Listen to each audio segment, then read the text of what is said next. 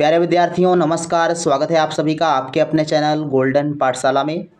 दोस्तों, राष्ट्रीय आय योग्यता आधारित छात्रवृत्ति परीक्षा 2025 के लिए आज की वीडियो में उत्तर प्रदेश NMS एग्ज़ाम 2024 का ओरिजिनल पेपर सॉल्व करेंगे। प्यारे विद्यार्थियों, ये प्रश्न पत्र आपकी परीक्षा की दृष्टि से बेहद महत्वपूर्ण है। इस प्रश्न पत्र में पूछे गए सभी प्रश्न एक एक करके आप अच्छे से पढ़ लीजिए और प्रश्न से संबंधित जो भी महत्वपूर्ण फैक्ट हैं उनको आप ज़रूर पढ़िए, क्योंकि उसी से रिलेटेड आपके प्रश्न आ सकते हैं। तो आज की वीडियो में पूरी जानकारी, एक एक प्रश्न आपको अच्छे से सॉल्व कराएंगे। तो वीडियो को लास्ट तक देखिएगा, वीडियो को एक बार शेयर कर दीजिए।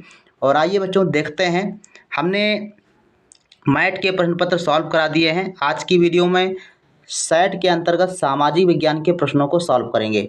तो जैसा कि आप सभी लोग जानते हैं, सेट पेपर के जो प्रश्न होते हैं 91 नंबर से शुरू होते हैं। 1 से लेकर 90 तक के जो प्रश्न होते हैं वो रीजनिंग के होते हैं, मैट पेपर के होते हैं।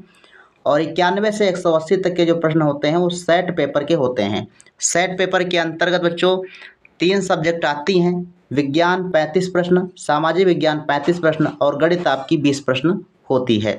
इसके लिए आपको 1.5 घंटे का टाइम देना होता है। बाकी पेपर आपका एक साथ मिल जाता है, तो आप थोड़ा बहुत इधर उधर टाइम कर सकते हैं। तो आइए देखते हैं सामाजिक विज्ञान के प्रश्नों को। तो बच्चों, पिछली बार जो पेपर आया था इसमें सामाजिक विज्ञान, विज्ञान और गणित के जो प्रश्न थे वो मिक्स होकर आए थे।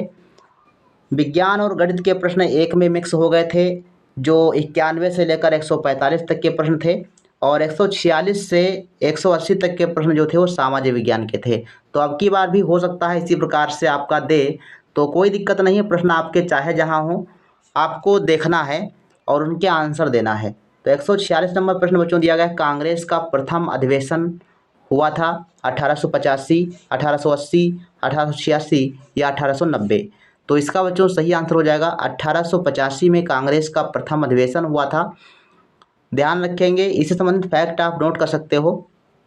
कांग्रेस का प्रथम अधिवेशन कहाँ हुआ था? तो मुंबई में हुआ था। कांग्रेस की स्थापना किसने की थी? तो एवो ह्यूम ने की थी। ध्यान रखेंगे। और कांग्रेस के प्रथम अध्यक्ष कौन थे? तो WC बनर्जी, यानी व्योमेश चंद्र बनर्जी इसके प्रथम अध्यक्ष थे। तो ये जो है 3 प्रश्न आपके यहाँ से बन सकते हैं। 147 नंबर प्रश्न है, ब्रह्म समाज की स्थापना की। तो इसका आंसर तो आप सभी को पता होगा। ब्रह्म समाज की स्थापना की थी राजा राम मोहन राय ने। ऑप्शन नंबर 2 इसका सही है। कब की थी ये आपसे प्रश्न पूछा जा सकता है। तो 1828 ईस्वी में ब्रह्म समाज की स्थापना राजा राम मोहन राय ने की थी। राजा राम मोहन राय के प्रयासों से सती प्रथा पर रोक लगाई गई थी। किसके सहयोग से? तो लॉर्ड विलियम बेंटिंक ने राजा राम मोहन राय के सहयोग से 1829 में अधिनियम बना करके सती प्रथा पर रोक लगाई थी। इसके अलावा बच्चों प्रश्न बन सकता है, दयानंद सरस्वती ने किसकी स्थापना की थी? तो स्वामी दयानंद सरस्वती ने आर्य समाज की स्थापना की थी। कब की थी? तो 1875 ईस्वी में आर्य समाज की स्थापना दयानंद सरस्वती ने की थी। इसके अलावा रामकृष्ण मिशन की स्थापना स्वामी विवेकानंद ने 1897 ईस्वी में की थी। ध्यान रखेंगे, 1897 ईस्वी में रामकृष्ण मिशन की स्थापना स्वामी विवेकानंद ने की थी। 148 नंबर प्रश्न है, अमेरिका की खोज किसने की थी? Hawkins, Vasco da Gama, sir Thomas Roe या कोलंबस? तो इसका बच्चों सही आंसर हो जाएगा ऑप्शन नंबर 4, कोलंबस ने अमेरिका की खोज की थी। कब की थी? 1492 ईस्वी में। डेट याद रखेंगे। वास्को डिगामा ने भारत की जलीय मार्ग की खोज की थी, अर्थात भारत की खोज की थी। कब की थी? तो 1498 ईस्वी में ये भारत के कालीकट बंदरगाह पर उतरा था। 149 नंबर प्रश्न है, भारत में सर्वप्रथम कौन यूरोपीय व्यापारी आया? अंग्रेज, पुर्तगाली, फ्रांसीसी या डच? तो इसका बच्चों सही आंसर हो जाएगा ऑप्शन नंबर 2, पुर्तगाली सबसे पहले भारत आया था, जिसका नाम था वास्को डिगामा। 150 नंबर प्रश्न है, बहमनी वंश का संस्थापक कौन था? फिरोज शाह बहमनी, हसन गंगू, महमूद गमा, कृष्णदेव राय? तो बहमनी वंश का संस्थापक था हसन गंगू। ऑप्शन नंबर 2 आपका सही जवाब हो जाएगा। इसके अलावा बच्चों विजयनगर साम्राज्य का संस्थापक कौन था? आप लोग कमेंट सेक्शन में लिखिएगा। 51 नंबर प्रश्न है, फतेहपुर सीकरी का निर्माण कराया हुमायूं ने, शेर शाह ने, अकबर ने या खुसरो ने? तो इसका बच्चों सही आंसर है फतेहपुर सीकरी का निर्माण करवाया था अकबर ने। 152 नंबर प्रश्न है, अकबरनामा किसने लिखा था? अबुल फजल, बाबर, हुमायूं या फिर खुसरो? तो अबुल फजल ने अकबरनामा लिखा था। ऑप्शन नंबर फर्स्ट आपका सही जवाब हो जाएगा। क्वेश्चन नंबर 153 है, तराइन का प्रथम युद्ध कब लड़ा गया था? 1194, 1191, 1192 या 1193? तो इसका बच्चों सही आंसर हो जाएगा ऑप्शन नंबर सेकंड, 1191 ईस्वी में तराइन का पहला युद्ध हुआ था। किसके बीच हुआ था? तो ध्यान रखेंगे पृथ्वीराज चौहान और मोहम्मद गौरी के मध्य। और इस युद्ध में मोहम्मद गौरी हार गया था। और इसके बाद 2000 मतलब एक वर्ष बाद 1192 ईस्वी में दूसरा युद्ध हुआ था, तराइन का दूसरा युद्ध। और मोहम्मद गौरी और पृथ्वीराज चौहान के ही बीच में हुआ था, जिसमें पृथ्वीराज चौहान जो है मारा गया था और मोहम्मद गौरी की विजय हुई थी। और ये एक निर्णायक युद्ध था, 1192 वाला दूसरा युद्ध। इसके बाद राजपूतों का अंत होने लगा और भारत में तुर्क शासन स्थापित हो गया था। तो तराइन का पहला युद्ध 1191 में, दूसरा वाला 92 में, ध्यान रखेंगे।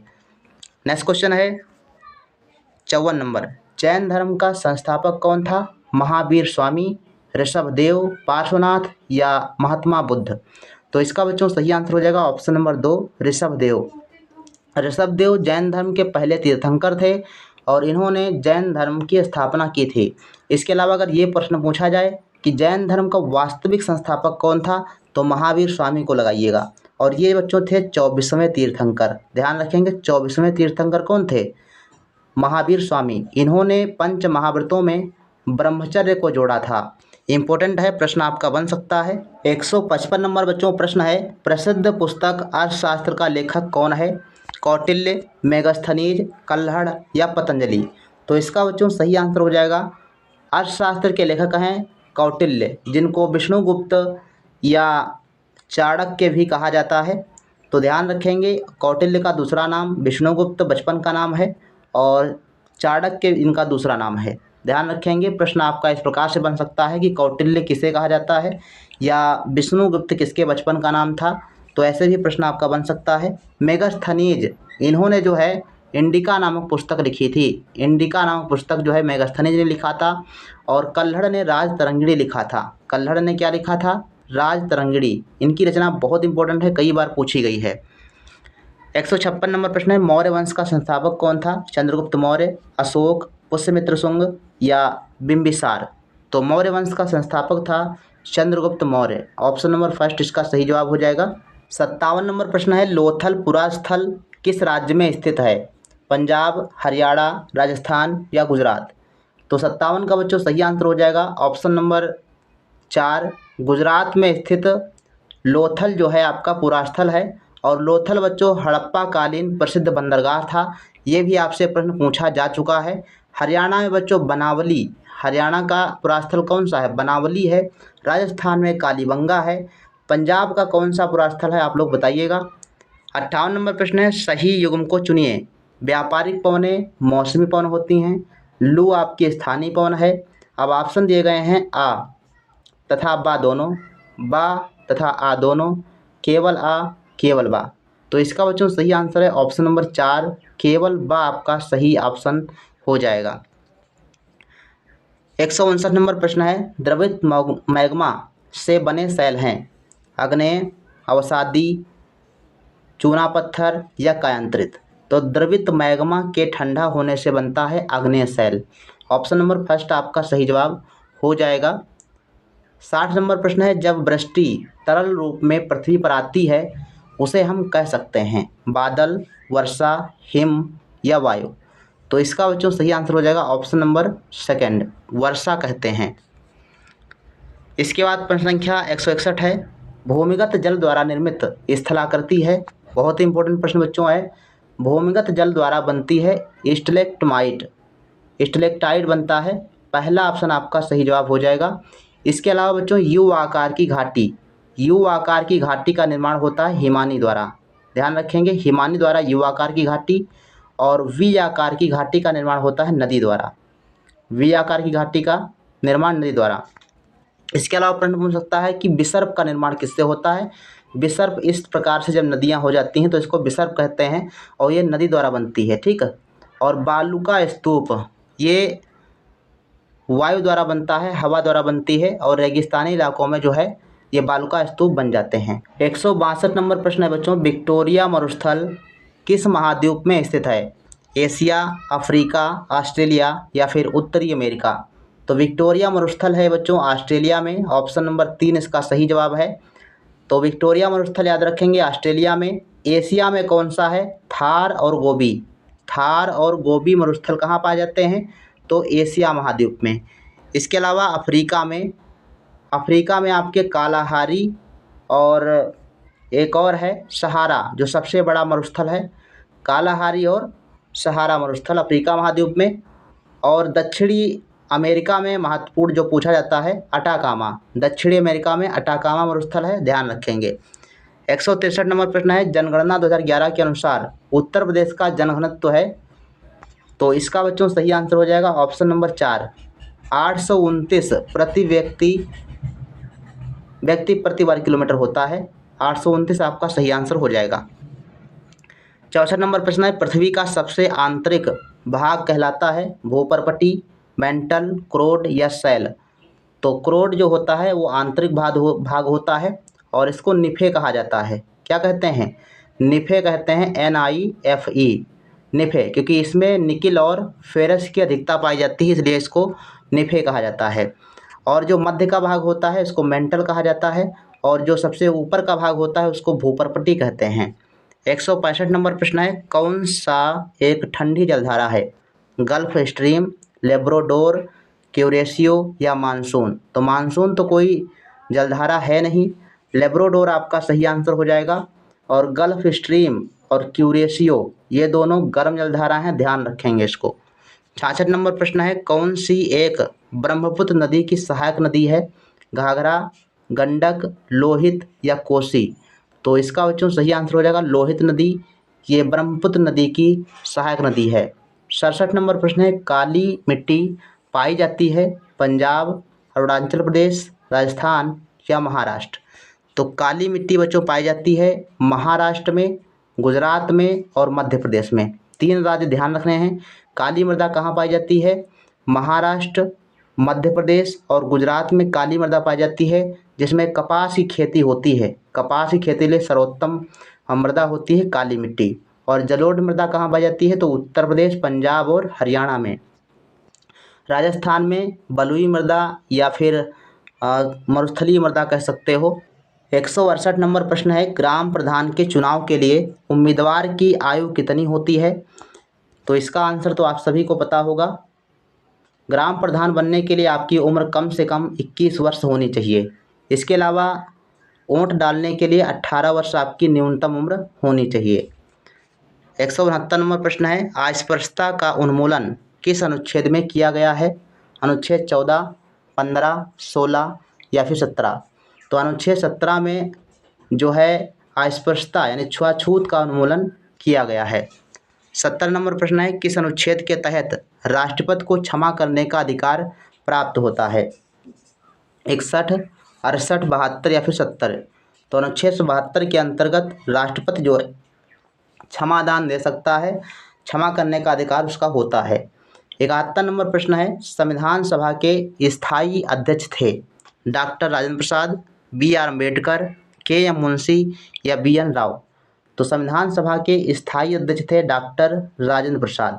जब पहली बैठक हुई थी 9 दिसंबर 1946 में, संविधान सभा की पहली बैठक 9 दिसंबर 1946, और इसमें जो है अस्थायी अध्यक्ष के रूप में डॉक्टर सच्चिदानंद सिन्हा को चुना गया था। तो ध्यान रखेंगे, प्रश्न आपका बन सकता है अस्थायी अध्यक्ष कौन थे? तो डॉक्टर सच्चिदानंद सिन्हा। और स्थायी अध्यक्ष doctor Rajendra Prasad. Doctor BR Ambedkar ये कौन थे? ये प्रारूप समिति के अध्यक्ष थे। और BN राव कौन थे? तो BN राव बच्चों संविधान सभा के जो संविधान सभा थी उसके संवैधानिक सलाहकार थे। 72 नंबर प्रश्न है, उत्तर प्रदेश के राज्यपाल हैं? तो वर्तमान का प्रश्न पूछा गया है, वर्तमान में कौन है? तो आनंदीबेन पटेल हैं। तो वर्तमान में कौन क्या और भारत में कौन क्या, ये सामान्य जानकारी आपको होनी चाहिए। जैसे द्रौपदी मुर्मू वर्तमान में कौन है? राष्ट्रपति हैं। क्वेश्चन नंबर 73 है, जिले में प्राथमिक शिक्षा की व्यवस्था करते हैं आयुक्त, जिला बेसिक शिक्षा अधिकारी, जिला अधिकारी या मुख्य विकास अधिकारी। तो जिला बेसिक शिक्षा अधिकारी जो होते हैं ये जिले में प्राथमिक शिक्षा की व्यवस्था करते हैं। दूसरा ऑप्शन सही हो जाएगा। 74 नंबर प्रश्न है, निम्न में कौन मूल अधिकार के अंतर्गत नहीं आता? तो कौन सा है जो मूल अधिकार नहीं है? स्वतंत्रता का अधिकार, समानता का अधिकार, संपत्ति का अधिकार या शोषण के विरुद्ध अधिकार। तो इसका सही आंसर है ऑप्शन नंबर 3, संपत्ति का अधिकार मूल अधिकार नहीं है। 75 नंबर प्रश्न है, निम्न में से कौन सा विषय समवर्ती सूची का है? पुलिस, शिक्षा, रेलवे या वैदेशिक मामले। तो बच्चों 3 सूचियाँ होती हैं, पहली आपकी राज्य सूची, संघ सूची और आपकी समवर्ती सूची।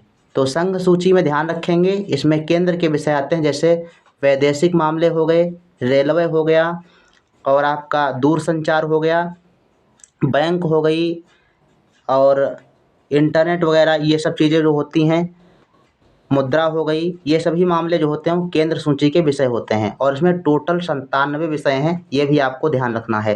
केंद्र की बात कर रहे हैं। राज्य सूची में आपके होते हैं 66 विषय। राज्य सूची में कितने होते हैं? 66 विषय होते हैं। जैसे पुलिस, पुलिस आपका क्या है? राज्य सूची का विषय होता है।